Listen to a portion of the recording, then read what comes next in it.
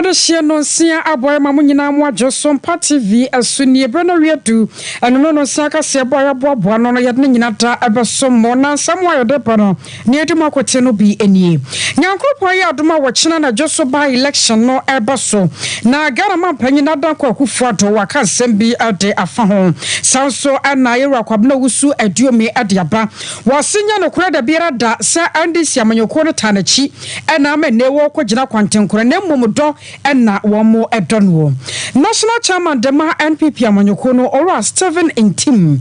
ediato NPP agitafo nyina nim se mo bia komentutu na nyankropon ya domo ombre senta wantawa ewo party ni mu no wombatumi SC ano ekwan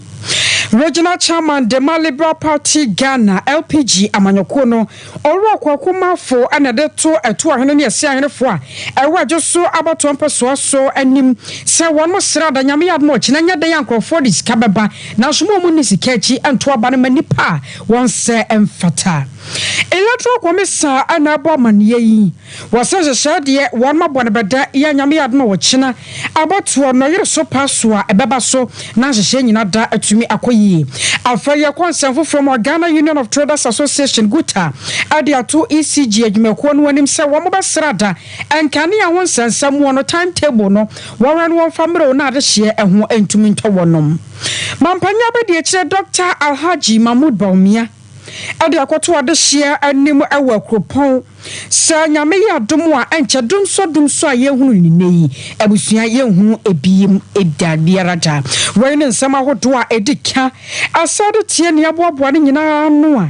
yade fa Sompa TV kasafidie so ne yade abasomo na yamfa seda ema enyumakuo yi 21st clinical one mo yesiatica expert yade nyina da ebusua one mo hwe etu ase mizo and 5G drinking so atayechi and watching through herbal center what through core capsules kokoma setedro no diaba and it's my kitchen restaurant to say control say aduane papa fie die eno ane one mo nchen express group yane yade wutu fa edo akokwasi broni krom rene nyumako ahodo a one madoma so yasene ne yade kase boy eba som me amotemenka ene enumyi medi ene akosuya ajewa kwode boaten afeya nye brand nsem no inchichi mu ankasa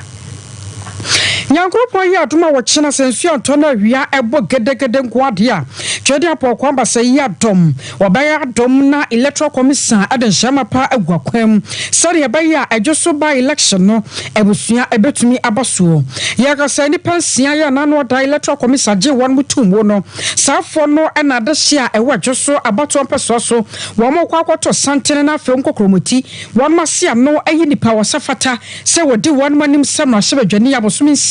aka awoyanim wi yakasa nipa wojira modiama NPP amanyoko no abusua waboa no huye papa ya anya asem nam sunti enano ada NPP amanyoko no rally ya ekoso no gara mampanyi nadan kwa kufuato wakasa ewo ase na ne kase ni muwo no ode adesode eto adehia ewo adwoso anim se wosere won moda wo mu ne nioma NPP tumi ye se nyankropon ya dom na se wo mu NPP amanyoko nipa amana babatena konya sem na hyebadwani a womba se hyema pa ya yero dwonkuma de gu akwamu no womba to ne nyina so na ba kokora anka ansinsemu na womnamo a won motete se yero kwabena owusu aduomi wono so akeka nsem sa ya NPP amanyoko no pasa abato no korampo no womu wiemu ya nsakrai womu ni adeade na wono mampanyi na do no ewo kana so asanso aka ne biem sa sansam no ne nam no emu bia no hono mo a eye no kora na yero owusu aduomi no womu ne ba bia nsem no wonya edifri say we very year na NPP for ba be wi aba no aba ye to ma no ma be di NPP no we wi aba no na no na sa na no peso kire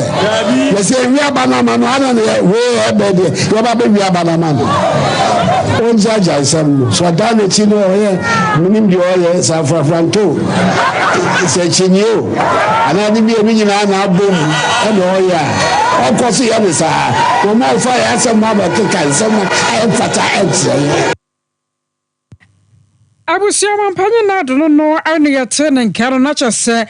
mampanyi asese wakwabna wusu aduomi sa afafanto sachini yeo anu ode ne ho akwadom no obo apa aka nsam wati se digu amanyoko no fi a wo hwe ne yepa sansanyem no NNPP ebotaye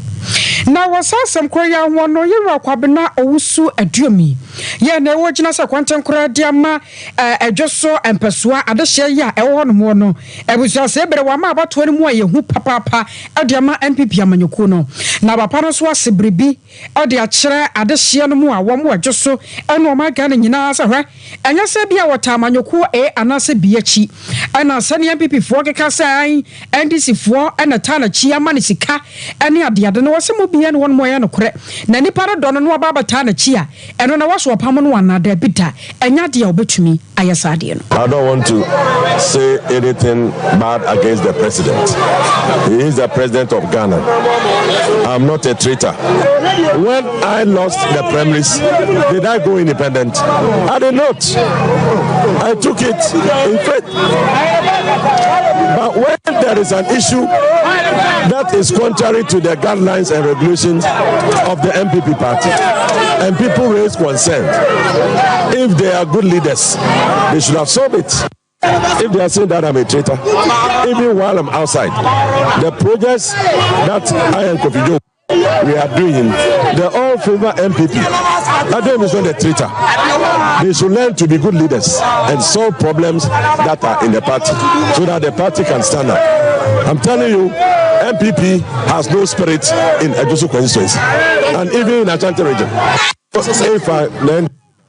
I was saying you're turning K or Kwabena Owusu aduomi wo ginam sa kwantan kre I was just so abato empeswa so. Yagusota I was just so answer semwa mu na national chairman dema NPP amanyoko ni Yoro Steven and Tim and what they are to adeshe wa just wanim say wasra wan mo danyame ya ma ochina mo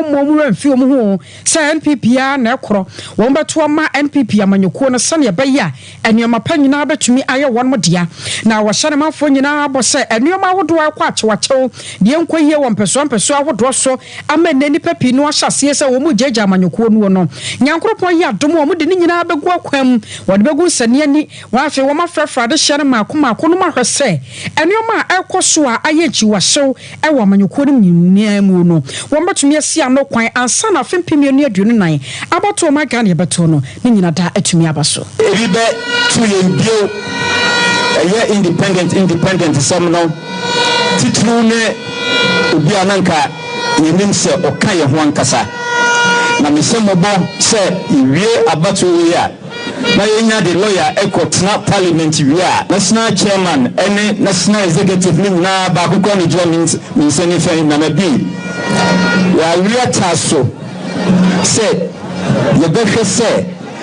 constituency bia ntawantawa ebaye efri abatwa yakotuko yi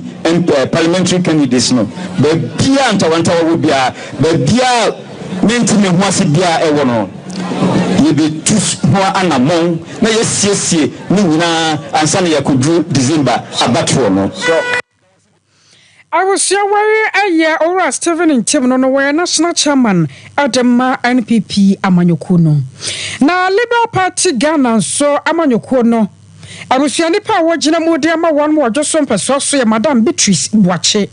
yaka say regional chairman ya wo Liberal Party Ghana ora kwaku mafo wahase a wo bo maame hu dawro aka ne ho nsempapa na wo de ato ade hye ye wo joso anim se wo basra da nyame adoma wo kina bato no won de onim pefe se ni papi no ade sika beba wo mo de sika beba be wurawura mu se ne be ya ade hye no benya kwanya na won mato de ama wo mo na so nya ho no wo hwe wo mo hwe hu se sika na da won madwene ne mo beto ma nipa wo safata de wo de mu bi ti se Madam Beatrice Boache ye obetumi abayan sakraye e wo joso abato mpeso so Liberal Party of Ghana there ya boy ye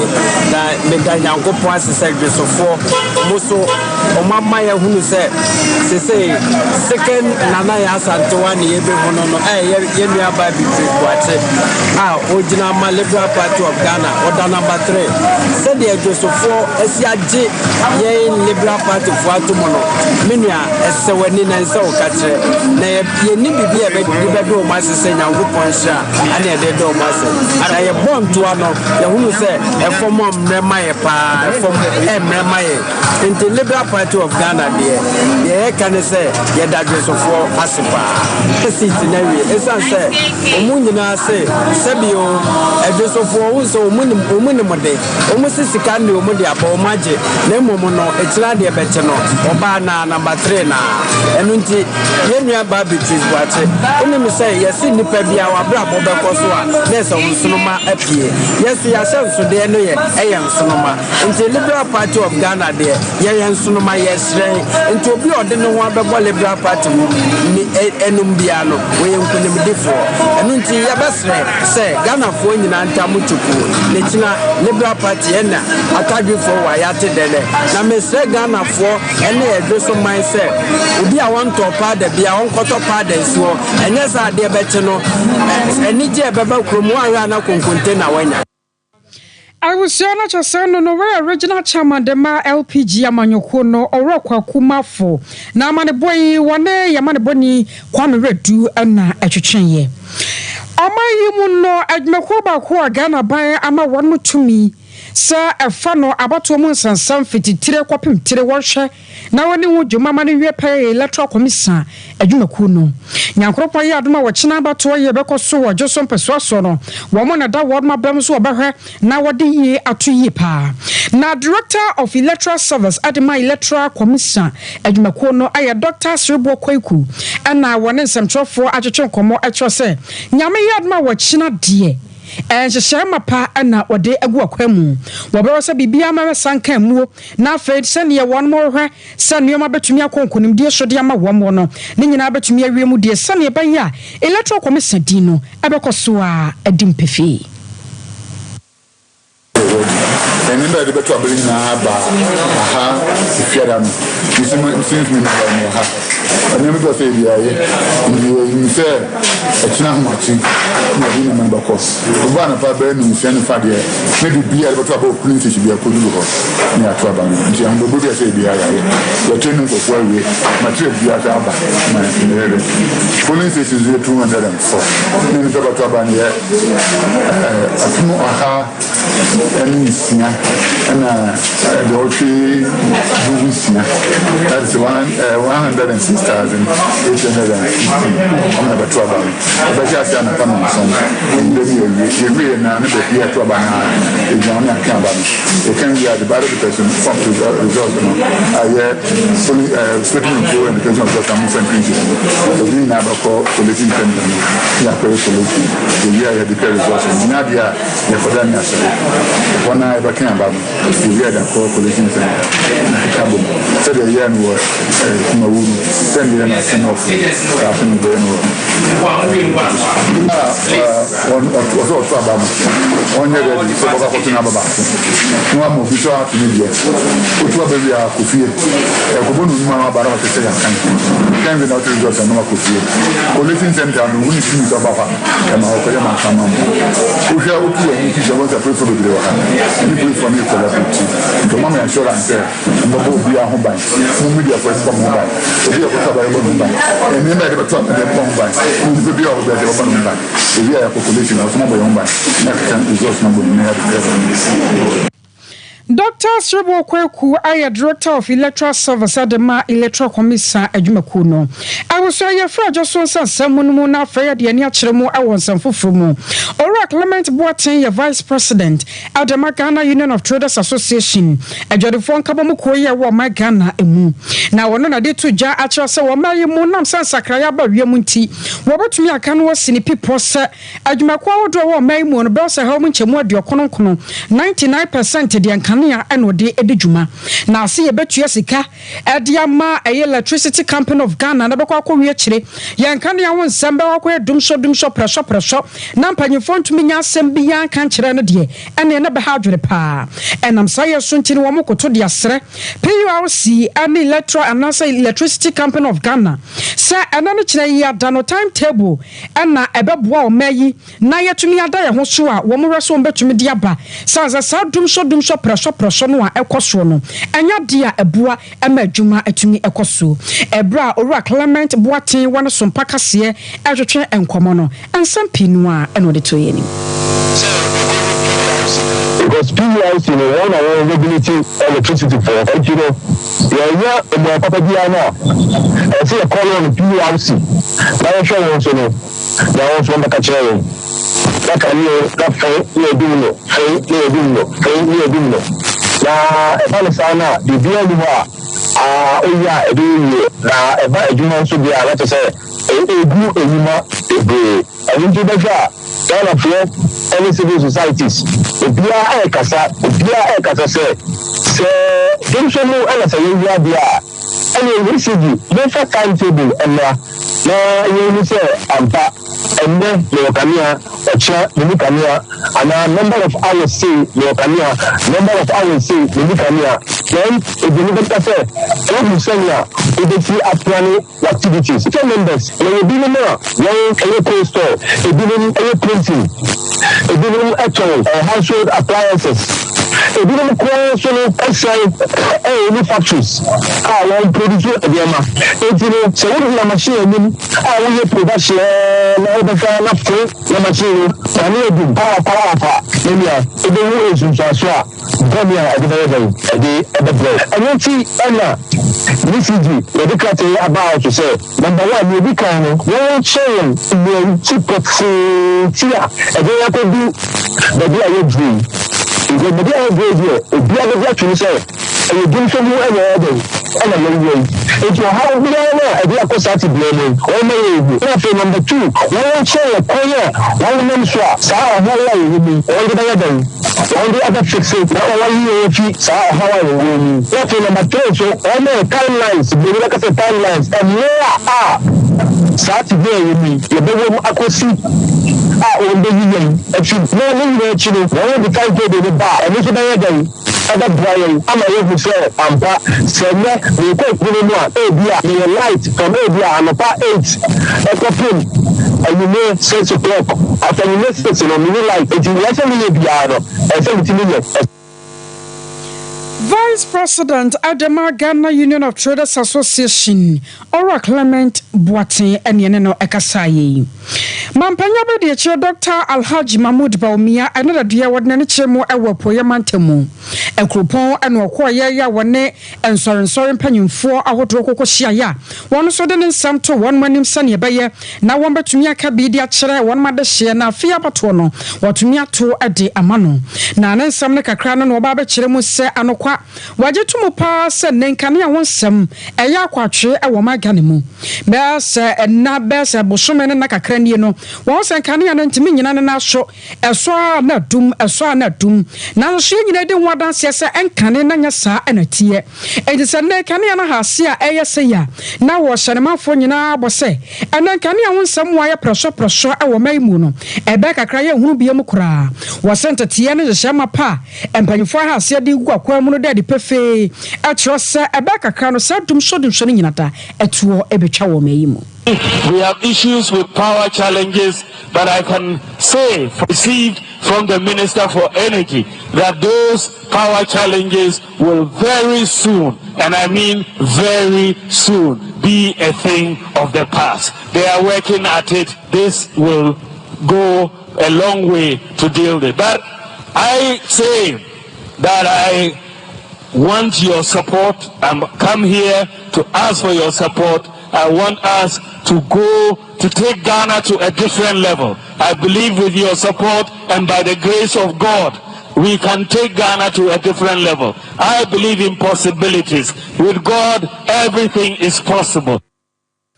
Sanyame wo mu a bibia aya possible bibia betumi aye ho amana ye wei aya mampanya be de che Dr. Alhaji Mahmoud Baumia eporeman temu no de asem yi ekotuja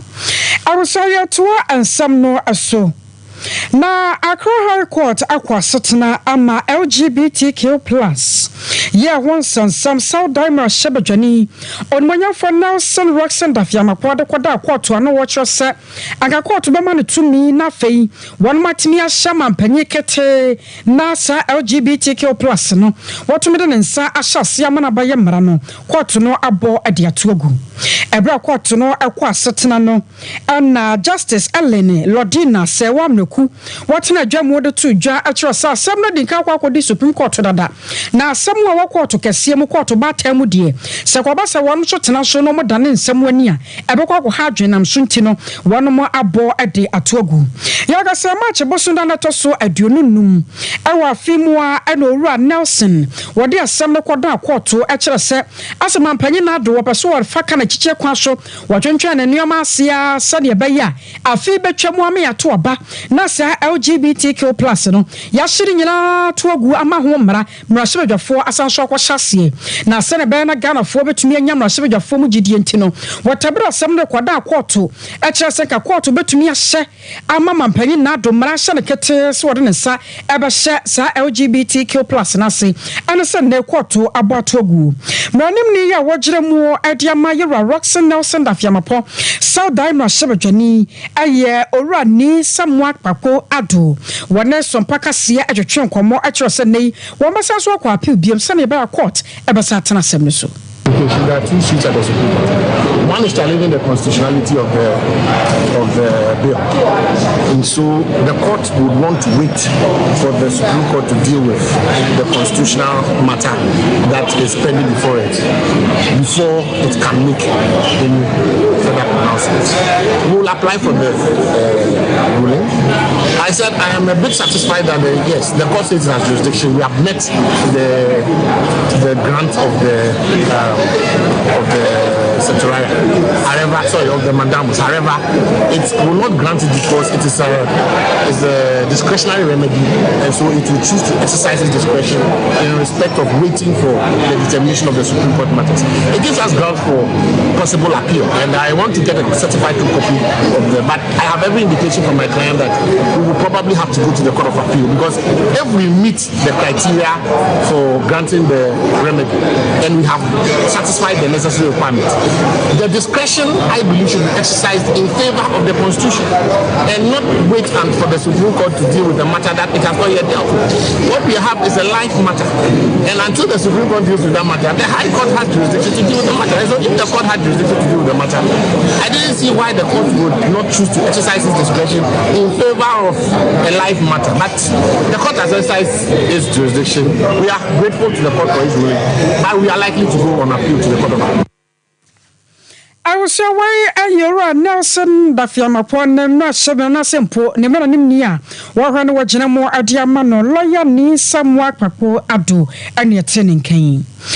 na yadaka mamania da Ghana Revenue Authority ani adwumako ye front Strategic Mobilization Limited one ma kwantiase apam ye no ye mfinhia enan a na fa go won sensem emu na sa adwumadie ye ne ntiase apam ye mo sensan ye no na wa ma Ghana ye hwa ne mu sesika twitwi di adwumako no ebetumi di am man no aye 2.4 billion Ghana cedis eno na ora samejamfia wono dankita wode won samso de ma andisi amanyoko no wane samtrofo akasa ewon kran ene wo chaze hwe enioma betwetwe aso na waman ya yase ye ne sika ye ne adwumako sensa contract na won mama ye sika 2.4 billion Ghana cedis a esida na Ghana ban tabri sika 1 billion Ghana cedis adema sa adwumako no na mampanyi na do ene na ban wo muntumi nkyira sa asem we mu dia na kyese enioma bi ehye entumempa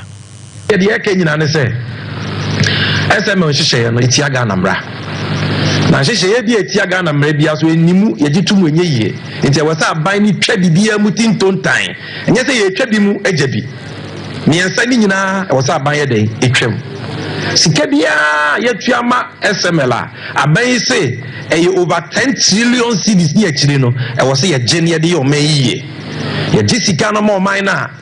akredi a wawie school tifie na opa adwuma wonya bi obenya adwuma ye ye ma me mo pe besia e dia ye nsa no dwuma obenya bi dia ye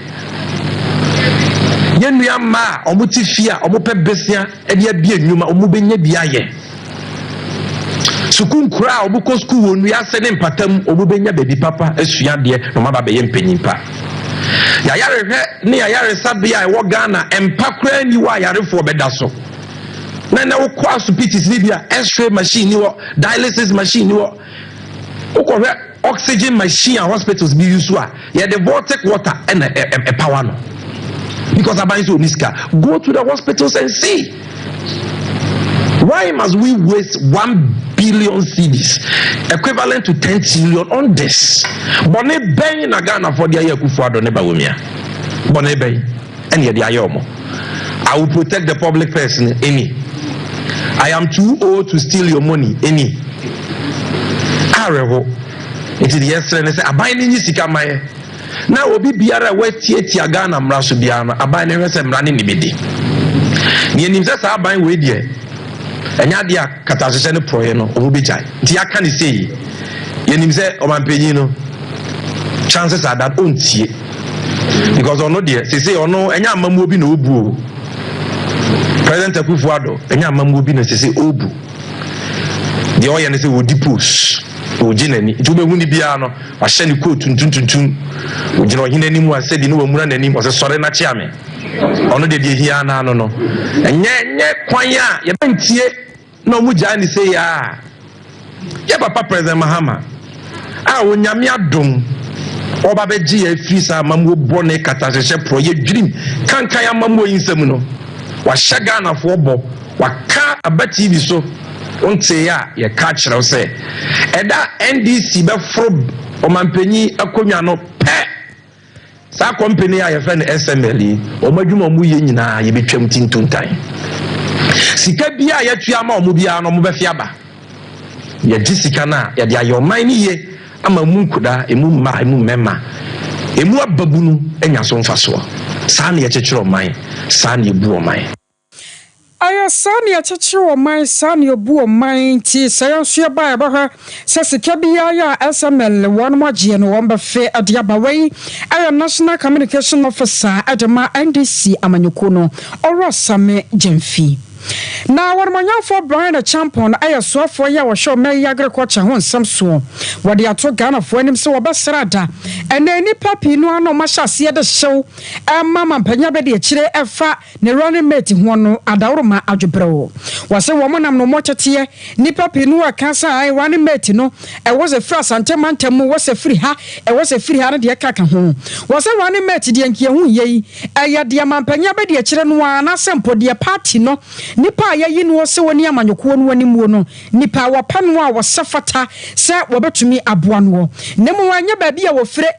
a wofre se ma akwaba no sa no a aya na emmoa anhwekura mpo no nipa ndia memerefe akwakoyi nipa wonse na wokyena bie no ade wo hawkase ebra amanyoko no enam sa ya so ntini wo koto de asra de hyemtitiriu ene wonmo mo asantemantem won ma hyase april running mate di brɛ sa dawro ma adwobrɛwo wo ma kwan na mampanya be de kire wono ankasa nyi nipa candidate that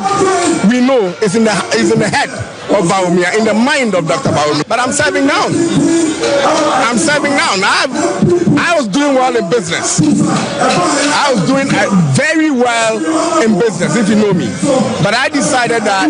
I want to do something for my community crew. And I want a BTV constituency for that matter, and I want to do something for Ghana. So I left my business and joined the political bandwagoners. I don't know if I have regrets though, but I'm saying that I'm serving now. Okay, so I'm not a leading candidate for Dr. Bawumia. Everything is in his head. He will choose, he will make the best decision for the party, and the party will rally behind that candidate.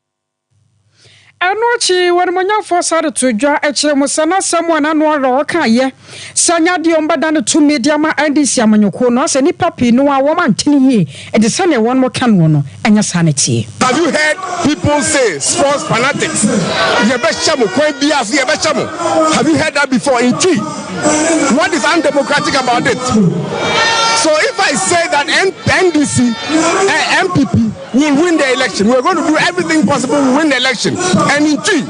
Munya Jumani and Fatumina MP, NDC for NDC and win it. What is undemocratic about it? All those people who blab, what do they have in this country?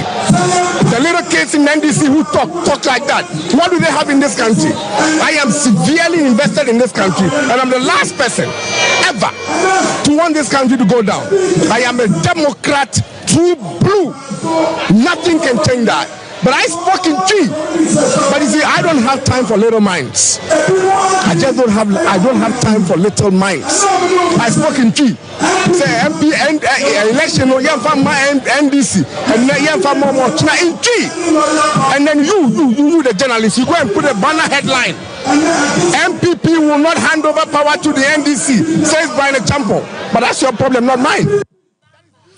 I was saying, I was saying, I near Quatia, I saw for your show, my young Fudia one Samso, 1 million for Brian a champion. Your consul from Monana Centum International Labour Organization. One more the reports be appear Jayana watching Musa Senator Jumakono, and your dear Nasampo, a bedrough Pimino near Diasa and Sia, 2036. No, now one was a Casama Nioma Aquatre Party, ama one more. I found this year pension once and someone. Now when Yasika and far into your car. And I'm sorry, so I'm a central for shame with Yabia Koso, I want Cramantamu. Another dear. Now, Chief Actuary de Massmet at Macono, or Joseph Poku, one and some trophy for Ekasaye, watch out and some Pinuamo Ediatre. Woman, see, I initially, I said, more money. I now to chairman. Send me by a free report. I am a snakes. And Branishes said, female said, yeah, I will be if you want to be in Katem. I will see Casemo, no scheme I run and Hosea. I did with me at some half of one. I am where I did not if you be too many years and you soon 75 years. Yeah, one more day. And no be able to say, friend of Thompson, because I was say, and that's so simple. Says a Cosia, and say, any says so, they say, seek some more, or just back and Cosia, said the man. So, Nina to Cassia, Macasavia, skim now running, and if it's young, and if you're there, and there's a gas, and then you do better this year. So, once a summer prayer, now I'm probably so away and idea, son of this, and don't stress it, a idea, I can't was a basic David, and Yadi visit to be sure, say, reports I actually, manages a woman since 2011. I had there 30 years ago. Nina come, let me answer 2011 deal, 2014 deal, 2017 deal, and a 2020 deal. Nina can't send back, and you know, say, someone you say, if you work as by 2031, there is a free insurance, so I free a die enemy. I see very yes, can be a and after and wait, you can say, and then that's a 2038 from 2042. Nina could say, you can't send me in a CNE. Now, if you know my way, say no much as a then also society, tonight. I'm not no year Joseph Poku sounds so to us so out to just say one more shabon more than Siaka one time said no quando baby do bet me be a son of Baya, one sa and in our quemu. Funny in our reporting in them when they say, I was say 2 young 2 buy a free at my phone, the 2. Some I can say 11%. Shamu, one Shamu back. There's reports about who can say, this young fan called Shamu Edlusia, and son has sent it to me a carrier. The fan coin, a bra idea, and yet straightforward. You can say any idea, a museum idea, a bra council, the parliament, the far Reyes Hall, the far Liba Unions Hall, this Ankita Hono, and Sunday a figure be actually so I feel a contribution. You free sales are 11%, and go 80, and go 20, and go 70, and as I go here. Start sending your mind, say, I can't to whom and a mother. Ah, you find the same. And what do I any everything I am for Fambra, as soon as they let me achieve, yes, many results for now. And when you like the boss, if I say near here, yes, be more efficient. I said, yes, the technology, and maybe I said, if you had to walk right more since maybe I am for finance, Yakuchi, Muka Krabina, and yes, I should be achieving the same results. And if I've been over, said, I was away a year or Joseph Pokuno no woman so wha a Fabino and what to so as I switch Musa and nay wabent to me quajina baby no one can not track a casabas and fishia do me no and tamo de na senator Jumacono and your ma aji and samo was a shama power de work when a chair crepa yani nada bet me repayama senate as so a general and subu. So the findings in the report, as I said, it gives you a telescopic view of what is possible to happen, not in certainty. It doesn't in any way guarantee that what the recommendations are is going to happen at all costs. That's not what it is. So it gives you an idea that based on these assumptions, this is likely to happen, not certainty. So by the law that we operate under, that is Act 766, we are enjoined to obtain an actual valuation report from external actuaries once every 3 years. That is by law. So SNIT does that. And we have been doing this since inception. In fact, this is about the 14th report that has come out since the operations of the SNIT scheme. So every 3 years, we engage the services of external actuaries to produce a report about the scheme's health, about the assets, liabilities, how they are performing, and going into the future, what is likely to happen. I was on your turn in Kaya a year or Joseph Pokuno, Senator Jumacono, where Chief Actuary Eddie and Mawanom. Now, Senator and some Nimuan and a Panyapaya Bana per DNA Mako, and a Muntawantawamun, someone Wabinimu, Ora Austin Game, what they are to Ja at your Sadromabia. Ayana Wantia Siasa Senator Jumacono, a year Senator Jumacono Wankasa, and Adashi Mudu Musika, a guanum, Wamun Tamkita with the ones and some shuano. Ayana buying a Sancho Bemo. Na wababeyi wo management empanyufo be disne tanimuni atete wose kwa ba sanwa aya na ntwintwan na mutaba ema abani mom na kire de senate eye ya eni kwase enke kwa ba sakra.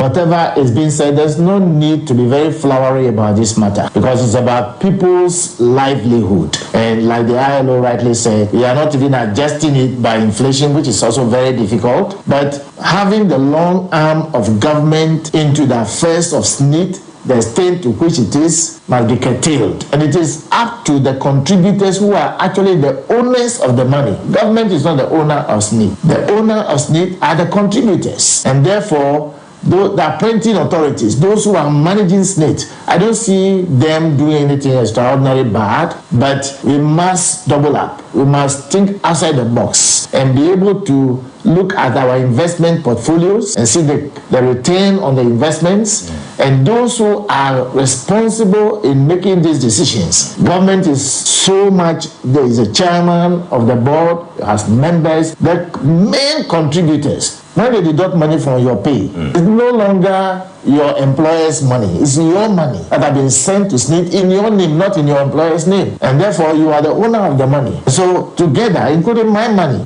we must ensure that we protect it. So the one who appoints the people, the one who go to borrow the money, at what rate and so forth and so on, writing it off. I think we must make this. Organized labor must know that they have a responsibility to protect the interest of those who pay union dues to them. And therefore, they have an onerous duty to ensure that we do not just have 4 people, and they must look for people who have the capacity to make decisions and report on it, and who will be the Director General of SNIT should be of concern to us. It shouldn't be appointed by a president. I don't mean today, tomorrow, 1930, to come. It must be the owners of the money who can have a say. At the moment, what we need to do is organize labor, who is the mouthpiece of the working people. In general, we must come together and get the MPRA, and that's why we created MPRA, the National Pensions Regulatory Authority, and give them authority. But they need to sit up themselves and bite and ensure that government, having deducted government as employer, in this case, not the partisan politics.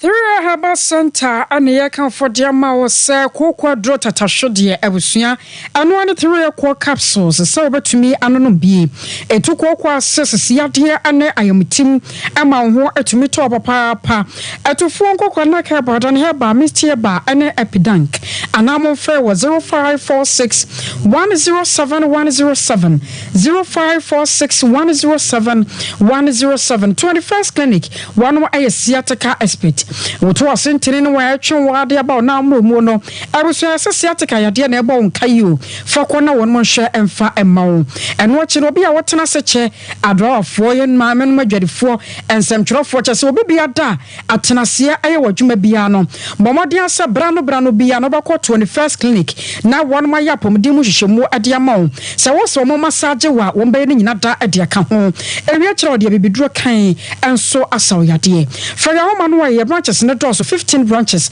and a tree 0540 311 Mizo R5G drink one more so atayachi ayam no dia abusua atenka wom eye kama papa anyasem kuma yase wo topono oye wedding engagement aye bibia ye be friend padom bia no hwehunu se Mizo N5G ewase sanse we no ahoden ye wom no anyasem ketoma na Mizo ne o ma hodo mienu ye o mangode ho ene ye wode ya frafra enso ewo ho enti bia ya wo pe no kwa na waka ade akere wonom frempanyfo ene ne wonom ni nkomo ne pendodo mutu 0246 2702221 0246 2702221 ye jira resoni atonkra ebesaba 21st clinic aye sciatica expert sciatica no o nurse na wo to ase na fa wo siremu na fa wo nansia besi ase ho no se ho techima eno ene ye fa ne sciatica na etimi bubu o to ase ka wo se dwe wo siremu woje ho ba bia enye na no na 21st clinic ba ye adwuma pa wo mu yenti abasobo o magine wo Ghana ha ene amono ne enyasem ketua wo mu ji international awards ahodo wo mu ji local awards ahodo na anu nso na wo mu be the only sciatica research and treatment center in Africa bibrim hano ebi ni baby a gise 21st clinic nkwa wo mu dia bibiduro ene besa o yare no masa de machine aka ho eya yare sabia yare bia wotimi de ko ne mama ade ba ko a wo magidi wo mu pa no eye sciatica ena stroke nso de kwa diabetes ne hypertension ne ade ne ade Ghana ha ba bia wo mu ho 0540 311 311 0540 311 311 na 21st clinic wo mu ye sciatica expert.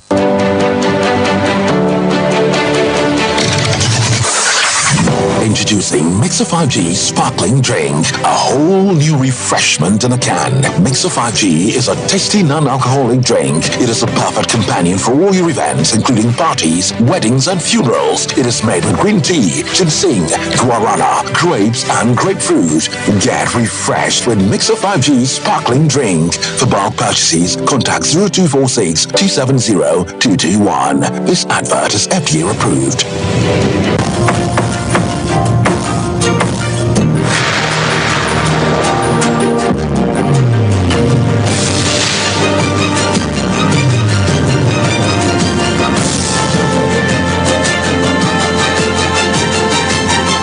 Sompa TV, Emma Akitiapa.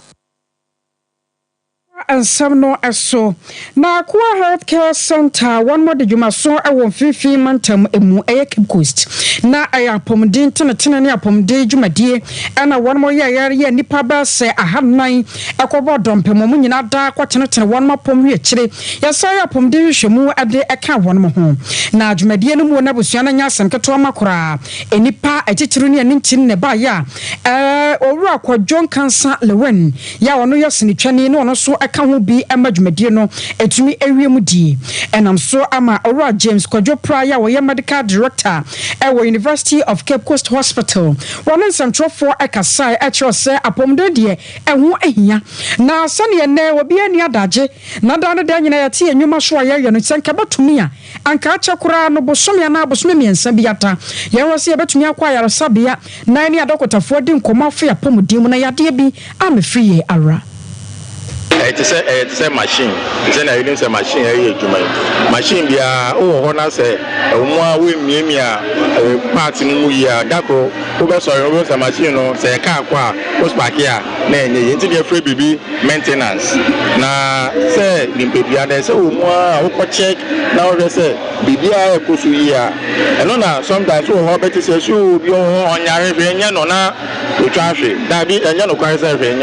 na bibi ko so anadwen ye den emba so nti ade a ye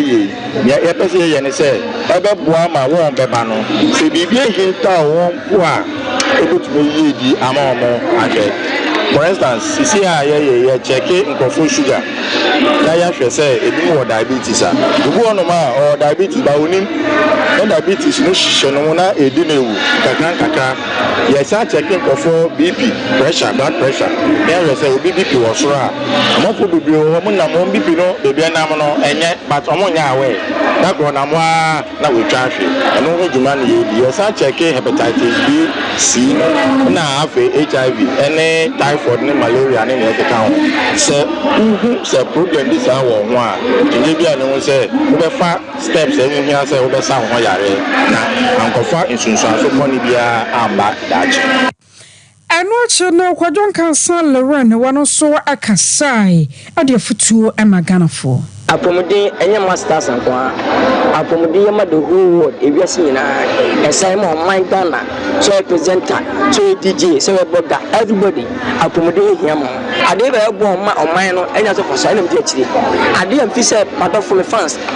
enya so for so never come the se fan program se for high screening ay ade a me baby na obi nam so ebe na ebe check ne video no nya apomode a e man shaba me so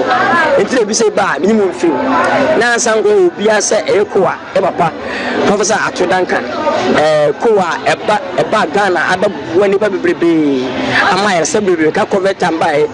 nhye na ke ni papi afiri SN wire screening na awama kekos aso na djuma ni triankasa wo na wo se baba support ni magana fo ni wo se apomudi hia exercise hia so kutama ko check up we star ko check up ko check umoja da say swat na sonte sugar level wakoma everything then a question what did you go into inko se ba free say dia also obi atim baby na be check free after how kono o say ni apa me di say me check me betim of ni we mo na abo akama enti na apomudi de eyepa anu achi no awusia so mpaka sie ya ne adahia wonom so kwaje apomden hwehwemu yi ya ne bi adi nkomo because me pay na meti the self screening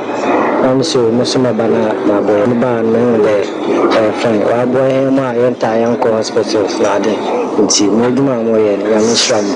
what kind of way free screening no ye there or there yetu wana na yoko o send ye wo hode bia ye nyim ye ba okoye nhume nti wodo yetum yeko hospital nti se wona se nyis kana set da was very free screener o dey zu ho azigim na hwe wa asompo wumpo mezinu na ositi maka che gwema no wona wokopum na azinyina da wambra na wambra mbehwe na wonso onye bi na wonso wo moje no no wangasa nyimpodrem no mu yereba na moti maka che wona ye da wona asipi kodon cancer no so ayazi dey wetum ayi da bazi no we fe na matse de worma dam ananfiti mebden na sana meyela pa mabay ende me bip no so mebay o wenya abotal o zamam wa cheche mu mama ko doctor wo mo doctor asham wa tu we dada mo ko so medan wana papa pa nyame sure wan na wo chinu igwa man ye hu do fe de ye na me ko ya nyim de me yelbe wo ye hu ye yel anka santi ye tibi da mo de ye tu hanu mo na ye ba ne bo twa ya pom zinum na ye hwemo ko de ye mpedue nim awusaya to ansam no aso yakwo awon so na ne yamane boni kwabena nyako akwakodi enkomo na ne yatete free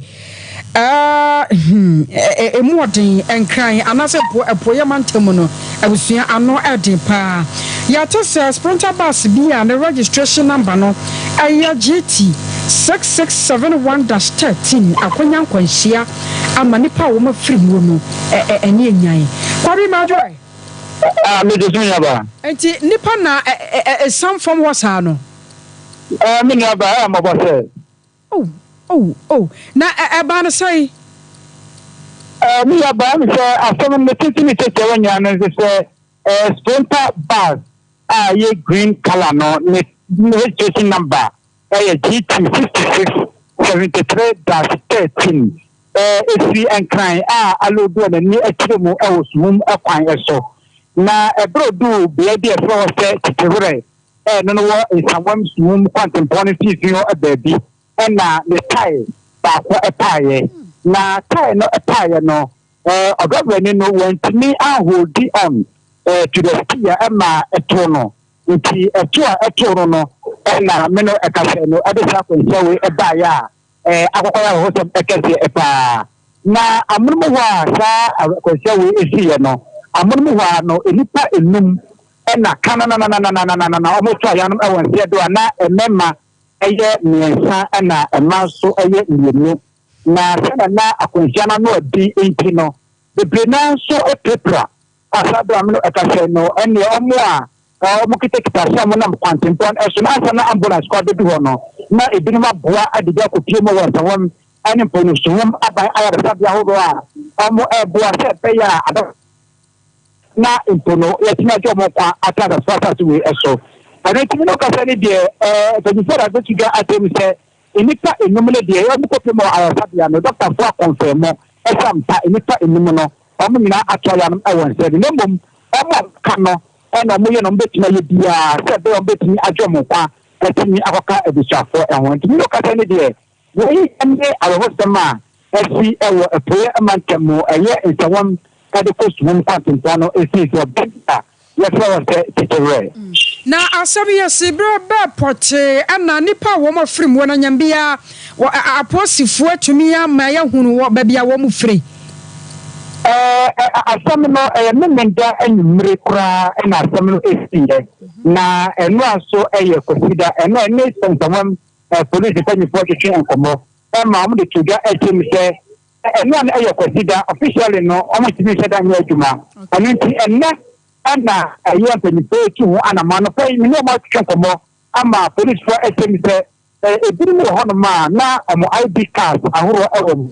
anu nti omo site amati esa ID card na ambe gina ID card ne so no mati apre etini ehu amu ne mama kema eno ba kodre na bibia ni ho ambeti re adantabie anichi eno so amu hwe ese edia yakoye nim no ambetimi abodawru na impesedio bi edise bi akra efi enkran so de ni kemu ewo sum anasempo no ngwaru atwa ahia amma tenenka awo mani apiemu awo ntawon abai ayaresa biara bereke so and bia no bodekie na adaho anasempo no ebi fufra ya samu kwabi me helpi why kwaso abi ekirmai yada se awusu amane boni kwabena nyako ana yetene nkanara wosamu a asie ewo suhum kwantempon so no ene waboyemu enchemu yekọ ensemfofromu na wotwena wie adwumade sonko bi akoso ewo sepabu krom estate bi lai hodmu a na Kingsway Baptist Church ana na enya mfinhia no aduanan a na wo hye ho efa enam sayo so amon monyafo samo pan ya wono komase me yabusua won motonsa adefra no ya wode ne monyam kwata kyerɛ adwumade no nyina ta betumi awiemu di anu no de kwoto dwa akyerɛ sa enai ya se we nyam Sompa free one ma hunidie ene ho na wasre nuanoma Christopher se sane ne ya fra nyame ata ye ne asaka agikagie no ya wase ye betu ma hunidie ehon sam atumi ahia ye sanse wo ahoden anasempo ahunidie atumi ye wo kyefa dare da nyina no ema wapomden ho nsam ano so tumi sipi esita ebra wone nsam twofo ekasa na futuo de pi no a ene wo de tuja yes yeah yes, so much. Your sign second right maybe a coffee.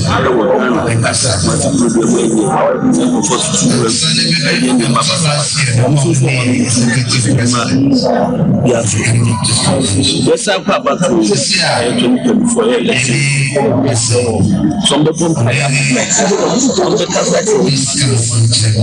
so we do a different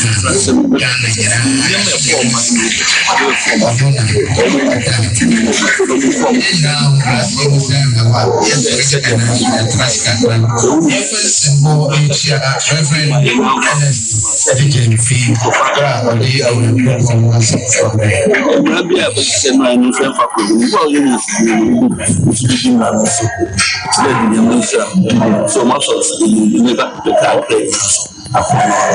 there were regulations for that. And then the people court last year prosecuted people more than 20 for child offenses. Even this year, there is no two for the whole year. You know, the problem is that don't go for the it's the regulations for that. So we are no watching and then yes, maybe surveillance cameras. Yes, yeah, people want to say, we see what happened. No, the court now has a look